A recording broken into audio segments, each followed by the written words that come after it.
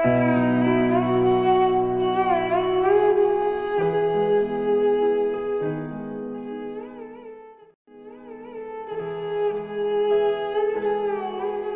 Magen David Synagogue, also called the Shield of David, was built by David Elias Ezra around 1884 when the Jews were much more concentrated in the city of Kolkata.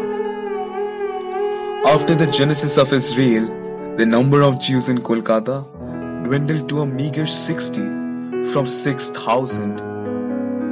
To this day, the synagogue still retains its exquisite beauty, and its ornate floral pillars and gleaming chandeliers are the incarnations of pure magnificence.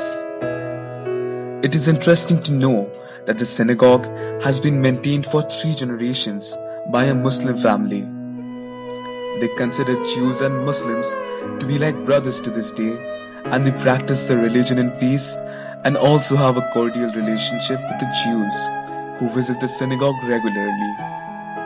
Sadly, in this fast-paced world, this salient historical site has faded to be a mere apparition in the eyes of the common man.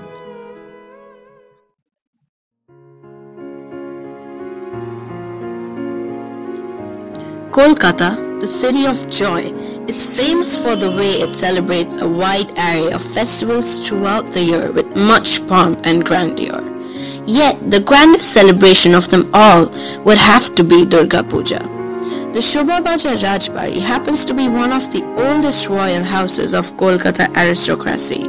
It was built in 1757 by Raja Navakrishna Dev, who was a conspicuous aristocrat of Kolkata as well as an important name in the Brahmo Samaj movement. The Rajbari is renowned for its annual Durga Puja during the Sharad season. People from far and wide congregate to witness the resplendent puja, which is celebrated with immense revelry and conviviality. It remains a quintessential example of the culture and jubilation prevalent during Durga Puja in contemporary Kolkata.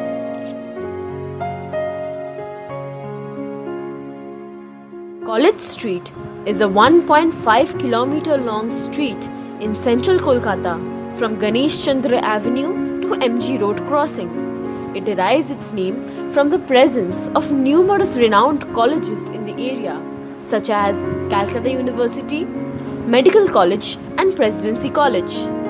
It also accommodates many famous places such as the College Square as well as the Indian Coffee House, a cafe which has enthralled the city's intelligentsia for decades.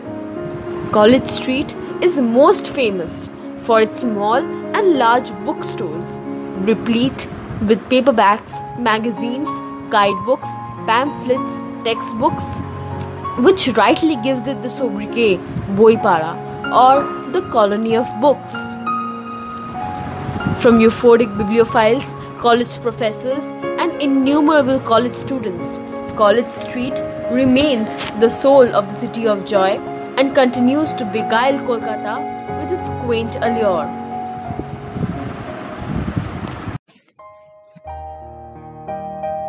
The Marble Palace is a 19th century palatial mansion in North Kolkata located at 46 Muktaram Babu Street. It was built by Raja Rajendra Mullik, an affluent Bengali merchant who was a fervent collector of art.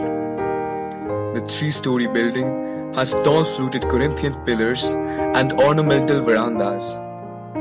The premises also include a garden with lawns, rock garden, a lake, and a small zoo.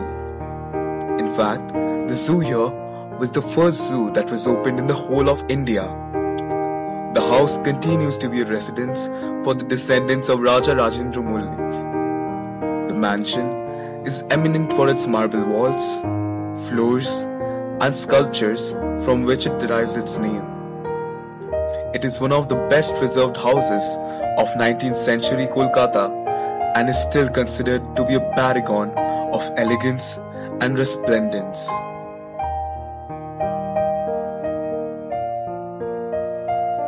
Tala Tank is the world's largest overhead reservoir. It is located in North Kolkata. It is propped up by steel columns at 110 feet above its ground base. It is capable of holding 9 million gallons of water. This prodigious structure, in spite of facing widespread apprehension of it collapsing, has been standing for over 100 years. It has withstood the World War II, as well as the great earthquakes of 1934 in Bihar and Bengal. Built in 1909 by the East India Company, which was at that time a major achievement for Indian metallurgy and civil engineering firms. The tank is currently under repairs and is under the jurisdiction of the KMC. This architectural mammoth is and continues to be an unparalleled marvel in the field of engineering. The legacy of Tipu Sultan is embodied in two identical mosques that represent the finest specimen of Mughal architecture in the city. The older of the two mosques is located at the Prince Anwar Shah Road, Deshapran Sashmal Road intersection. Built in 1835 by Prince Ghulam Muhammad, the youngest son of Tipu Sultan. It is situated in a sprawling garden. The other mosque, constructed in 1842, is at Esplanade. Known as the Shahi Masjid, it is the seat of one of the most important Muslim clergies. The chief clergy, Hazrat Mufti Sayyid Muhammad Nurur Rahman Barkati, is also the Mufti-e-Assam, the chief judge of Muslim law in India. More than 180 years old, this history-rich edifice boasts of impressive Islamic architecture. The former mosque allows people of all religions and sections of society to enter the premises. It has a capacity of accommodating up to 1,000 people at a time. The mosque, painted in green, features 16 domes and 4 towering minarets. The spires over the domes and minarets, arc, and the elaborate carvings on the facade give the mosque an eye-catching look. It remains hidden in the lanes of the busy city as this example of splendor of Islamic architecture goes unnoticed and unappreciated.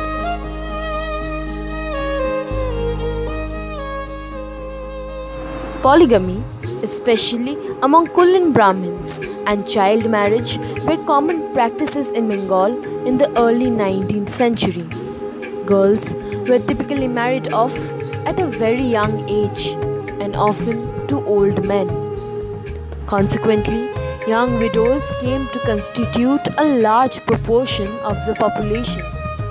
The Widow Remarriage Act 1856, passed at the initiative of Pandit Ishwar Chandra Vidyasagar, permitted Hindu widows to get remarried legally. This is the house of the first widow remarriage in the history of India. It is still present at 48 Kailash Bose Street, previously Sukiya Street. It took place between Sri Chandra Vidyaratna Bhattacharya, son of Ramdhan Tarka Bagish, a close friend of Vidyasagar, and 10-year-old Kalimati, daughter of Brahmanda Mukherjee and Lakmani Devi. It took place on Sunday 7th December 1856 or 12th of Agrahan 1263 as per the Bengali calendar. Unfortunately, there aren't any pictures of the actual ceremony. Yet, it is of immense pride that such a historical event took place in none other than the lanes of our city, Kolkata. It marks the rise of positive social change in Indian society during a time like the 19th century when societal taboos, especially in the case of women, were widespread and brutal.